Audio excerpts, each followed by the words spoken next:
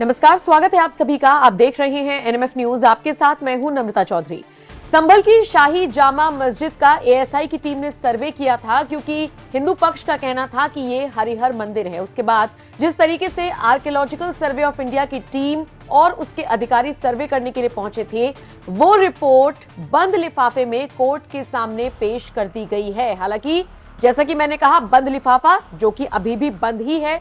सूत्रों के मुताबिक खबर यह मिल रही है कि सुप्रीम कोर्ट के आदेश के बाद ही इस लिफाफे को खोला जाएगा। तो ऐसे में एएसआई की टीम ने अपने सर्वे की इस रिपोर्ट में क्या कुछ कहा है, यह पुख्ता तौर पर आपको जानकारी देना थोड़ा सा मुश्किल होगा, लेकिन सूत्रों के हवाले से यह खबर मिल रही है कि बहुत सारे ऐसे साक्ष्य मिले हैं और इस रिपोर्ट में उन साक्ष्यों का दावा किया गया है जो इस मस्जिद के हरिहर मंदिर होने का दम भरते हैं और कहीं ना कहीं सबूत देते हैं। जैसे कि इस मस्जिद के जो पूरा परिसर है उसमें 2 वट वृक्ष मिले हैं।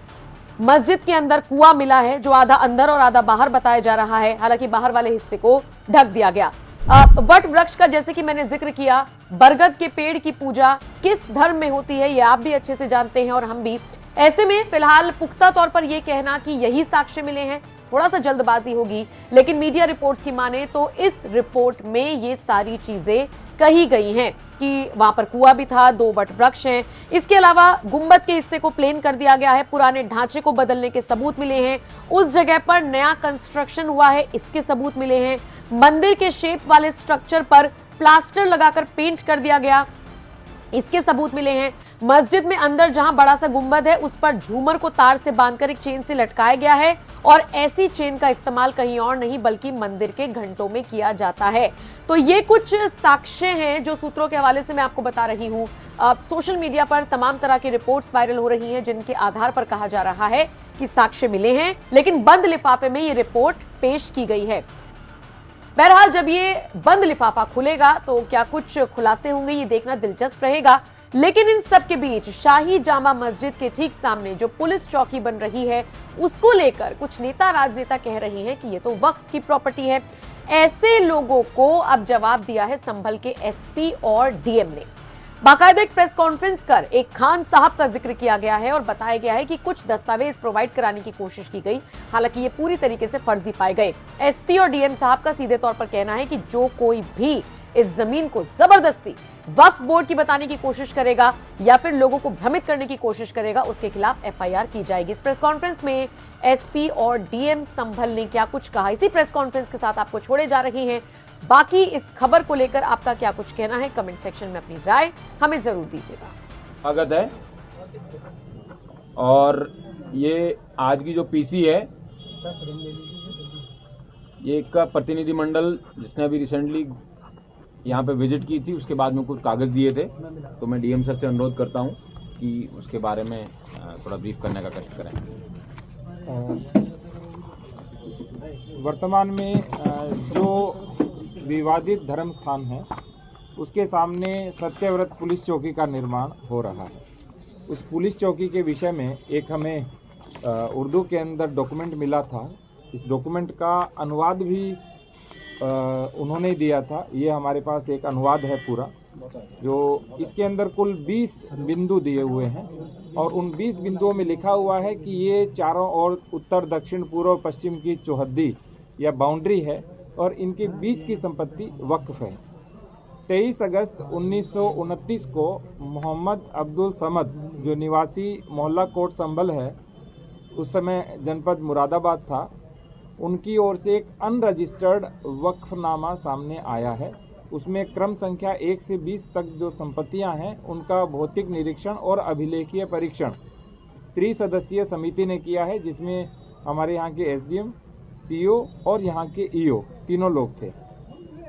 इसमें जो सबसे प्रमुख बात है वो है कि अभी तक किसी भी व्यक्ति ने कोई भी आवेदन हमको यह नहीं दिया है कि यह हमारी संपत्ति है, अर्थात कोई प्रभावित और विधिक पक्षकार हमारे सामने अभी नहीं आए हैं। दूसरी बात, जिस स्थान की बात की जा रही है उस स्थान के अंदर जो संपत्ति कहते हैं दर्ज है वो 18, 19 और 20 संख्या पर है और वर्तमान में उस जगह की किसी भी प्रकार की कोई भी व्यक्ति वहां निवास करता है, उस नाम से कोई निवासित रहा है, या वो गाटा संख्या जिसका उल्लेख किया गया है उसका किसी भी प्रकार से कोई भी साक्ष्य नहीं है। तीसरी बात, यहाँ कुछ जो क्रम संख्याएं मैं आपको दिखाऊंगा। हमने इस तरह से चौहद्दियों का निर्माण कराया, जो परीक्षण किया हमारी पूरी टीम ने। उन्होंने देखा कि जो क्रम संख्या 9 के ऊपर एक अंकित चौहद्दी है, तो ग्राम बिछोली तथा शेर खां सराय दोनों के बीच की दूरी 4 किलोमीटर है, और बीच की 4 किलोमीटर की पूरी भूमि उसके अंदर वक्फ के रूप में लिखी हुई है, जो अनरजिस्टर्ड, बिना आवेदनकर्ता और बिना किसी स्वामी के है। दूसरा, कोई भी भूमि जब वक्फ की जाती है तो उसमें स्वामित्व का उल्लेख अवश्य होता है। इसमें किसी प्रकार के कोई भी स्वामित्व का उल्लेख नहीं है। तीसरी बात, वर्तमान जो भूमि है वहाँ पर कोई मकान स्थायी अस्तित्व में नहीं है। किसी प्रकार के जो नाम दिए गए हैं उस प्रकार के नाम भी वर्तमान में अस्तित्व में नहीं है। तो इससे ये प्रश्न चिन्ह उठता है कि जिस भूमि की बात की जा रही है, जो वक्फ की गई है, उसकी वास्तविकता क्या है। किसी ने अभी इसके विषय में हमें अवगत नहीं कराया है। उस वक्फनामे को देखें तो जनपद संभल की हजारों बीघा भूमि का बैनामा कर दिया गया है, जबकि मोहम्मद अब्दुल समद की अपनी संपत्ति का उसमें कोई उल्लेख नहीं है। उस वक्फनामे में यह भी लिखा हुआ है कि अपनी संपत्तियां मदरसे के निर्माण हेतु दे रहा हूं। तो क्या कोई व्यक्ति हजारों बीघा भूमि मदरसे के निर्माण हेतु दे रहे हैं? तो 1 से लेकर के 20 तक की संपत्ति में कहाँ मदरसा बनना है, कौन सा मदरसा बना है और किस तरह से उस मदरसे का निर्माण होगा, उसका कोई उल्लेख नहीं है।